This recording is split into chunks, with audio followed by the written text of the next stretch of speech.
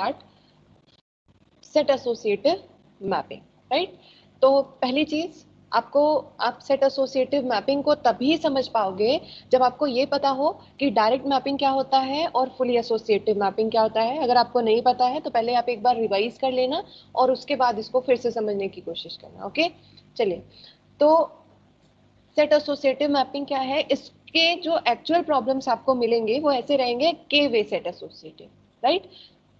यहाँ पे के साथ कोई वैल्यू असाइंड रहेगी और वो वैल्यू किस फॉर्म में होगी, 2 की पावर में होगी ऑलवेज, राइट। तो सेट एसोसिएटिव मैपिंग जैसा कि यहाँ पे लिखा है, it is combination of direct and fully associative mapping, right. It is combination of direct and fully associative mapping. चलिए, ओके, आगे आते हैं। अब यहाँ पे अजम्पशंस अभी भी वही है, ठीक है। अब हम क्वेश्चन पे आएंगे कि कैसे, मतलब अजम्पशंस अभी हम फिर से एक बार आपको रिकॉल करा देते हैं कि हमारे पास जो मेन मेमोरी है, मेन मेमोरी का साइज क्या है, 128 वर्ड्स है, ठीक है। 128 वर्ड है, इसका मतलब आपको अगर यहाँ पे इसके लिए किसी एक पर्टिकुलर लोकेशन को एक्सेस करना है तो उसका जो एड्रेस होगा वो 7 बिट का होगा, ठीक है। और दूसरी चीज, कैश का साइज है 16 वर्ड्स, ठीक है। कैश की जो स्टोरेज कैपेसिटी है वो 16 वर्ड की है, ठीक है। आपके पास जो ब्लॉक साइज है, 1 block is equal to 4 word है, इस वजह से आपके पास टोटल नंबर ऑफ ब्लॉक्स क्या बन रहे हैं, 32, ठीक है। ब्लॉक साइज और लाइन साइज हमेशा सेम रहते हैं, इस वजह से आपके पास जो नंबर ऑफ लाइंस है कैश में वो है 4, ठीक है। यहां तक आपको पहले से पता है, ठीक है। अब हम आते हैं, आपका जो ये के वे सेट एसोसिएटिव मैपिंग है ये क्या क्या फॉर्म में हो सकता है। जैसे ये कैसे होगा, आपसे क्या क्वेश्चन पूछा जाएगा, perform 2 way set associative mapping for cash और 4 वे, 8 वे, 16 वे। मतलब ये जो के की वैल्यू है ये हमेशा क्या होगा, 2 की पावर में होगा, 2 की पावर समथिंग होगा, और जब आप उसको कंप्यूट करेंगे तो के आएगा, ठीक है। तो जिस तरह से एग्जाम्पल के लिए 2 वे, 4 वे एंड 8 वे, ठीक है। अब यहाँ पे अब हमें ये जानना है कि जो सेट एसोसिएटिव मैपिंग है ये किस तरीके से डायरेक्ट मैपिंग और फुली एसोसिएटिव मैपिंग को यूज कर रहा है, ठीक है। आप, मैंने पहले ही बताया इनिशियल में कि set associative mapping is combination of direct and fully associative mapping. तो अब हम देखेंगे कि किस तरीके से ये डायरेक्ट के कंसेप्ट को यूज करेगा और कब ये एसोसिएटिव मैपिंग के कंसेप्ट को यूज करेगा। So let's start. देखिए, सबसे पहले आपको यहाँ पे फाइंड, आपका जो ये पहले अभी तक हम क्या कर रहे थे, हमारे पास जो कैश था, कैश को सिर्फ ब्लॉक्स में या लाइंस में डिवाइड किया जा रहा था, राइट।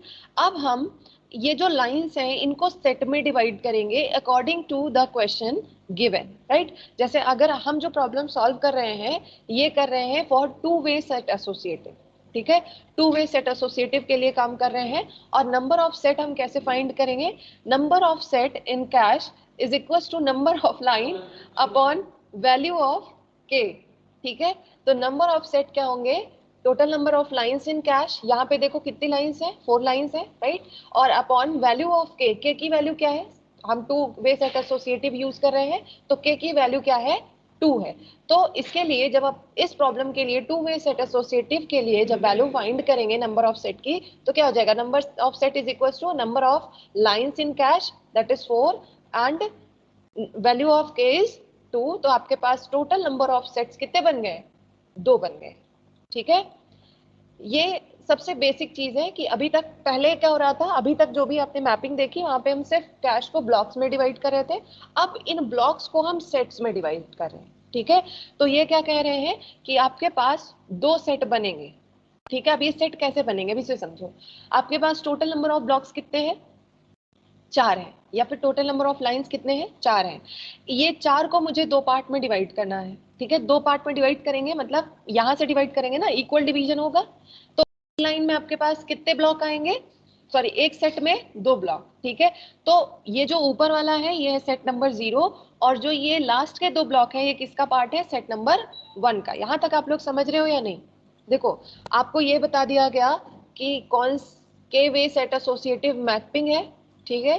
के की वैल्यू का यूज करते हुए और कैश लाइन कितनी है कैश में, इसका यूज करते हुए हमने नंबर ऑफ सेट निकाल लिया, ठीक है। अब ये जो सेट है ये आपके जो कैश है, कैश को इक्वल पार्ट में डिवाइड करेगा। जैसे अभी ये कितने पार्ट हो रहे हैं, इसके 2 पार्ट में डिवाइड किया जा रहा है, राइट। तो 2 पार्ट में डिवाइड कर रहे हैं, इसका मतलब आपके पास ये क्या हो जाएगा, हमने 2 सेट बनाए, सेट नंबर 0 जो लाइन नंबर 0 और लाइन नंबर 1 को कंटेन करके रख रहा है, और सेट नंबर 1 जो है ये लाइन नंबर 2 और लाइन नंबर 3 को कंटेन करके रख रहा है। तो इतनी बात समझ में आई या नहीं? से यस और नो? चलिए, ये हो गया हमारा के नंबर ऑफ सेट, और हमने अपने कैश को 2 सेट्स में डिवाइड किया, सेट 0 एंड सेट 1। ओके, अब देखो, अब जो है यहाँ पे कौन सा ब्लॉक आएगा, कौन से सेट में कौन सा ब्लॉक आएगा, ठीक है। अब इसकी बात हमें देखनी है कि ठीक है कैसे करेंगे हम, यहाँ पे कौन सा ब्लॉक के मॉड एन, यहाँ पे नंबर ऑफ एन जो है ये देखो, अच्छा ओके, देखो हम क्या कर रहे हैं, अब मुझे ये बताना है कि यहां से देखो, यहां से जो ब्लॉक उठेगा, अब उसको 2 चीजें समझनी है। अब हमें 2 चीजें ध्यान देनी है कि जब भी मेन मेमोरी का कोई ब्लॉक कैश में ट्रांसफर किया जाएगा, तो पहली चीज कि वो कौन से सेट में जाएगा। अब आपको यहाँ पे 2 चीजें देखनी है, मैं रिपीट कर रही हूँ कि जब आप अब मेमोरी से, मेन मेमोरी से डेटा को शेयर करेंगे, ट्रांसफर करेंगे कैश के पास, तो आपको 2 चीजों को ध्यान रखना है। एक, पहला ये डिसाइड करना कि जो ब्लॉक ट्रांसफर होगा वो सेट नंबर 1 पे जाएगा या सेट नंबर 0 पे जाएगा, ठीक है। ओके, आपने एक बार डिसाइड कर लिया कि सेट नंबर 0 पे जाना है, तो उस सेट के कौन से लाइन पे स्टोर होगा ये भी आपको पता करना पड़ेगा। आई रिपीट के सेट एसोसिएटिव के केस में पहले आपने ये बता दिया कि हम जो है 2-2 लाइन का सेट बना रहे हैं, ठीक है, अकॉर्डिंग टू क्वेश्चन, राइट। हमें पता है कि 2 सेट बन रहे हैं, सेट 0 है, सेट 1 है। Set 0 line number 0 line number 1 को कंटेन कर रहा है, सेट नंबर 1 लाइन नंबर 2 और लाइन नंबर 3 को कंटेन करके रखता है, ठीक है। अब आपके पास जब आप मेन मेमोरी से ब्लॉक्स को लेके आएंगे कैश के पास, तो आपको 2 चीजें डिसाइड करनी पड़ेगी। क्या क्या? पहला कि जो ब्लॉक है वो सेट नंबर 0 पे जाएगा या सेट नंबर 1 पे जाएगा, ठीक है, पहली चीज। और दूसरा, अगर ये डिसाइड हो गया कि ये जो ब्लॉक है ये सेट नंबर 0 पे जाना है, सपोज अगर सेट नंबर 0 पे जाना है, तो वो उस सेट के कौन से लाइन पे जाएगा ये डिसाइड करना है। तो आपको 2 स्टेप में काम करना है, ठीक है। अब आते हैं, ये बताते हैं कि किस तरीके से डिसाइड होगा कि कौन सा सेट सेलेक्ट करना है, और सेट सेलेक्ट होने के बाद कैसे डिसाइड होगा कि ब्लॉक किस लाइन पे जाएगा उस सेट के, ठीक है। तो सेट के सिलेक्शन के लिए आप डायरेक्ट मैपिंग का यूज करते हैं, ठीक है। मतलब कि आपको ब्लॉक जो है, जैसे मेन मेमोरी के किस ब्लॉक को कौन से सेट में ले जाके रखना है, इसके लिए आप डायरेक्ट मैपिंग को यूज करते हैं विद अ स्मॉल चेंज।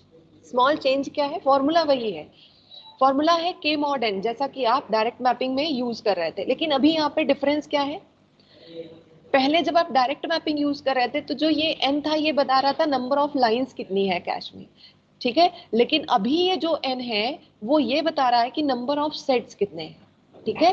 तो के ब्लॉक, मतलब अगर हम अज्यूम करें कि ब्लॉक नंबर 32 को हमें कौन से सेट में लाना है, तो ब्लॉक नंबर के की जगह पे हम 32 रख देंगे। मॉड एन की वैल्यू क्या है? एन की वैल्यू है 2। 2 मतलब number of set, number of set आपके पास कितने हैं? 2 है। 32 मॉड 2, रिमाइंडर क्या आएगा? 0 आएगा। इसका मतलब जो ब्लॉक नंबर 32 है ये कहाँ जाएगा? सेट 0 में आएगा, ठीक है। ओके, मैं फिर से एक बार एक्सप्लेन कर रही हूँ। जब आप ब्लॉक को शिफ्ट करेंगे कैश के पास, तो पहले आप सेलेक्ट करोगे कि मुझे सेट नंबर 0 पे जाना है या सेट नंबर 1 पे जाना है, ठीक है। सेट का सिलेक्शन करने के लिए कि मुझे इस ब्लॉक को सेट 0 में ले जाना है या 1 में ले जाना है, पहले हम डायरेक्ट मैपिंग का यूज करेंगे, राइट। डायरेक्ट मैपिंग का यूज करके हमें ये पता चल जाएगा कि इस ब्लॉक को सेट 0 पे ले जाएं या सेट 1 पे ले जाएं, और फॉर्मूला उसका डायरेक्ट मैपिंग से काफी मिलता जुलता है, ठीक है। के मॉड एन, के is the block number of memory and n is the number of set in set associative mapping, ठीक है। तो जैसे अगर हम पूछे कि ब्लॉक नंबर 0 को कहाँ ले जाके रखेंगे, तो 0 मॉडुलो 2 जब फाइंड करोगे तो रिमाइंडर आएगा 0। जो 0th ब्लॉक है वो कौन से सेट में आएगा, सेट नंबर 0 पे आएगा। ठीक है। अब अगला सवाल कि भाई अच्छा ये तो पता चल गया कि जैसे हमने कहा कि जो ब्लॉक नंबर 32 है, ठीक है, मेमोरी का ब्लॉक नंबर 32 या 0 या 2, ये तीनों कहाँ आएंगे, ये तीनों आएंगे किसके पास, सेट नंबर 0 पे आएंगे, क्योंकि जब 2 से आप डिवाइड करोगे तो आपको रिमाइंडर 0 मिलेगा। ये तो क्लियर है कि भाई सेट नंबर 0 पे आएंगे। ठीक है। सेट नंबर 0 के कौन से लाइन पे आएंगे, लाइन नंबर 0 पे आएंगे या लाइन नंबर 1 पे आएंगे, ठीक है, ये कौन डिसाइड करेगा, ये डिसाइड होगा with the help of fully associative mapping. इसका मतलब है फुली एसोसिएटिव मैपिंग क्या कहता है, फुली एसोसिएटिव मैपिंग कहता है कि आप किसी भी ब्लॉक को किसी भी लाइन में रख दो। देखो सेट को नहीं चेंज करोगे, मतलब आपको ये पता चला कि जो 0 4 6 या मतलब आप क्या लग सकते हैं कि जो इवन नंबर के ब्लॉक्स हैं, इवन नंबर के ब्लॉक्स कहाँ आ रहे हैं, सेट 0 में आ रहे हैं, और ऑड नंबर के ब्लॉक्स जो है वो सेट 1 में आ रहे हैं। ठीक है। तो ये जो इवन नंबर के ब्लॉक्स हैं आप इनको कहीं पे भी रख सकते हो, लाइन नंबर 0 पे भी रख सकते हो, लाइन नंबर 1 पे भी रख सकते हो, जैसा आप फुली एसोसिएटिव मैपिंग में कर रहे थे। देयर इज नो रिस्ट्रिक्शन कि आप कौन से ब्लॉक को सेट 0 के कौन से लाइन पे रखोगे। ठीक है। मतलब हम सेट सिलेक्शन के लिए डायरेक्ट मैपिंग का यूज कर ले रहे हैं। सेट हमने फिक्स कर लिया कि इवन नंबर के जो आपके ब्लॉक्स हमेशा सेट 0 में जाएंगे, जो ऑड नंबर के ब्लॉक्स है वो सेट 1 में जाएंगे। उसके जब उन्होंने सेट सेलेक्ट कर लिया तो उस सेट के किसी भी लाइन पे कहीं पे भी वो स्टोर हो सकते हैं। सो ये हुआ हमारा कि ट्रांसफर होगा तो डेटा कहाँ पे शिफ्ट किया जाएगा। ठीक है। अब एड्रेस को कैसे डिवाइड किया जाएगा, अब ये बात करते हैं। ठीक है। अभी भी एक पोर्शन देखो, मेमोरी को एक्सेस करने का तरीका अभी भी सेम है। ठीक है। मेमोरी का जो अगर कैश प्रोसेसर जो है वो मेमोरी को एक्सेस करेगा तो एड्रेस को 2 पार्ट में डिवाइड करेगा, block number and block size. ठीक है। टोटल नंबर ऑफ ब्लॉक्स 32 है, तो 32 को 2 की पावर में कन्वर्ट किया, 2 की पावर 5 हुआ, तो ब्लॉक नंबर के लिए 5 बिट्स, रिमेनिंग 2 बिट्स किसके लिए, ब्लॉक साइज के लिए। ठीक है। ओके। और अब यहाँ पे आए, अगर हम सेट एसोसिएटिव मैपिंग के केस में आप जो है आप एड्रेस को 3 पार्ट में डिवाइड करते हो। कौन कौन से पार्ट में, पहला है टैग, दूसरा है सेट नंबर और तीसरा है ब्लॉक साइज। ठीक है। ब्लॉक साइज तीनों में वैसा ही चला आ रहा है, 1 ब्लॉक इज इक्वल्स टू क्या है, 4 वर्ड्स। ठीक है। तो 4 को 2 की पावर में कन्वर्ट किया, 2 पावर 2 हुआ, तो इसका मतलब आपका ब्लॉक साइज के लिए कितने बिट्स चाहिए, 2 बिट्स चाहिए। ठीक है। ये आप शुरू से करते आ रहे हैं। ठीक है। अब अगला क्या है, अगला है सेट नंबर को रिप्रेजेंट करने के लिए आपको कितने बिट चाहिए, सेट नंबर ऑफ सेट कितने हैं, 2 हैं। ठीक है। नंबर ऑफ सेट कितने हैं, 2। तो 2 के लिए अगर आप यहाँ पे 2 पावर 1 करेंगे तो आपको 2 मिल जाएगा। ठीक है। या फिर अगर आपको 2 की नंबरिंग करनी है तो एक को आप 0 कर सकते हो, सेट 0 के लिए 0, सेट 1 के लिए 1, इसकी नंबरिंग के लिए सिर्फ 1 बिट चाहिए, राइट।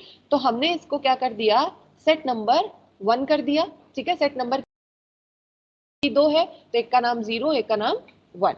ठीक है। अगर 4 होते तो पेयर्स बनते 0 0, सेट 0 1, सेट 1 0, सेट 1 1, तो आपको 2 बिट चाहिए होते। यहाँ पे सिर्फ 2 सेट है तो हमें 1 बिट चाहिए। ठीक है। और जो रिमेनिंग बिट्स है, ठीक है, जो रिमेनिंग बिट्स है वो आपके क्या बन जा रहे हैं, टैग। तो आपका टैग कितने बिट का हो जा रहा है, 4 बिट का। ठीक है। अब फिर से अगला सवाल ये कि यहाँ पे सेट नंबर देखो, जो चीज फिक्स है, जैसे हम क्या यहाँ पे देखो लाइन नंबर फिक्स थी ना कि कौन सा वाला ब्लॉक कौन सी लाइन में जाएगा, ये हमने फिक्स किया था। तो इसके लिए मुझे बताना पड़ा था कि लाइन नंबर क्या होगा। ठीक है। इसी तरह यहाँ पे जो सेट एसोसिएटिव मैपिंग है इसमें हम क्या फिक्स कर रहे हैं, इसमें हम ये फिक्स कर रहे हैं कि कौन सा वाला ब्लॉक कौन से सेट में जाएगा, इसको हम फिक्स कर रहे हैं। ठीक है। इसीलिए हम इसको एड्रेस को डिवाइड कर रहे हैं और इसमें एक पार्ट रख रहे हैं सेट नंबर जो कि फिक्स है। ठीक है। और जो रिमेनिंग है का एज ए टैग काम करेगा। और टैग का रोल अभी भी यही है कि आपके इस पर्टिकुलर लाइन पे कौन सा वाला ब्लॉक आके स्टोर हो रहा है ये बताना किसका काम है, टैग। जैसे पॉसिबिलिटी क्या है, जैसे लाइन नंबर 0 पे और लाइन नंबर 1 पे सारे इवन वाले ब्लॉक्स आ सकते हैं, राइट। तो लाइन नंबर 0 पे इस टाइम कौन सा ब्लॉक है? ठीक है, इवन है, लेकिन कौन सा ब्लॉक है? 4 है, 6 है, 8 है, 10 है, 12 है, कौन सा है? और लाइन नंबर 1 पे कौन सा ब्लॉक है? ये डिसाइड कौन करेगा? टैग। ये आपको कैसे पता चलेगा? With the help of tag. So this is all about your set associative mapping. अगर आपको इसमें कोई समस्या है तो आप लोग मुझसे क्वेश्चन पूछ सकते हैं।